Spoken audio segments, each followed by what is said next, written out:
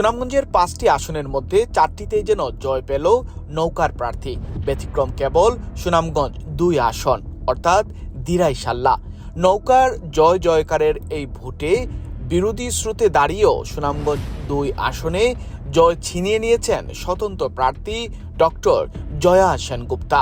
প্রায় 8,000 ভোটের ব্যবধানে জয় ছিনিয়ে আনলেন কাঁচি প্রতীকের স্বতন্ত্র এই প্রার্থী। ডক্টর জয়া সেন এই আসনের আওয়ামী লীগ দলীয় বর্তমান সংসদ সদস্য। তিনি প্রয়াত জাতীয় নেতা সুরঞ্জিত সেনগুপ্তের স্ত্রী। এবারও আওয়ামী লীগ থেকে মনোনয়ন চেয়েছিলেন তিনি।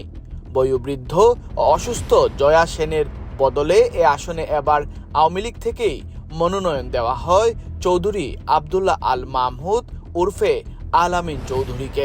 তিনি পুলিশের মহাপরিদর্শক অর্থাৎ আইজিপি চৌধুরী আবদুল্লাহ আল মামুনের ছোট ভাই। দলীয় মনোনয়ন বঞ্চিত হয়ে এখানে স্বতন্ত্র প্রার্থী হন জয়া সেনগুপ্তা। স্বতন্ত্র প্রার্থী হওয়ার পর থেকেই বিএনপি না থাকা সত্ত্বেও এ আসনে জমজমাট হয়ে ওঠে ভোটের লড়াই।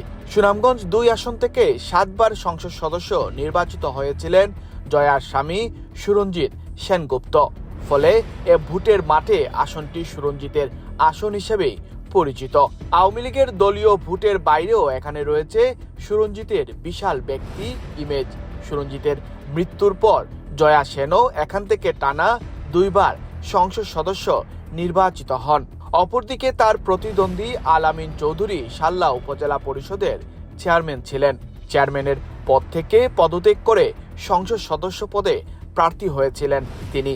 এছাড়া আলামিনের বাবা সাল্লা উপজেলা আওয়ামী লীগের অন্যতম প্রতিষ্ঠাতা। তার পরিবারেরও ভালো গ্রহণযোগ্যতা রয়েছে এলাকায়। ফলে শুরু থেকেই এখানে হাড্ডাহাড্ডি লড়াইয়ে আশা করা হচ্ছিল।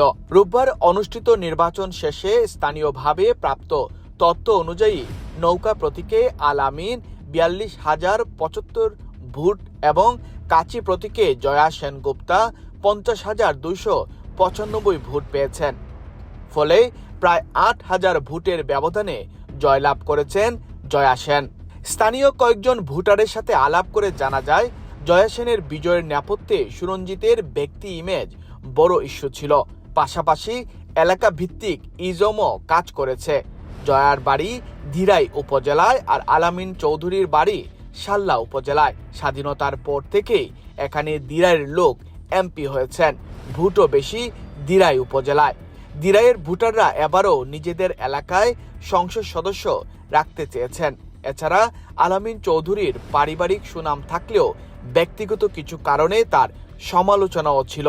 আবার জয়ার বিরুদ্ধে এলাকায় সময় না দেওয়ার অভিযোগ থাকলেও ব্যক্তিগত কোনো দুর্নাম ছিল না। এ কারণে স্থানীয় আওয়ামী লীগের অনেকেই তার সঙ্গে প্রচার প্রচারণায় সংযুক্ত ছিলেন। এসব কারণে জয়ার জয় পেয়েছেন বলে মনে করেন ভোটাররা।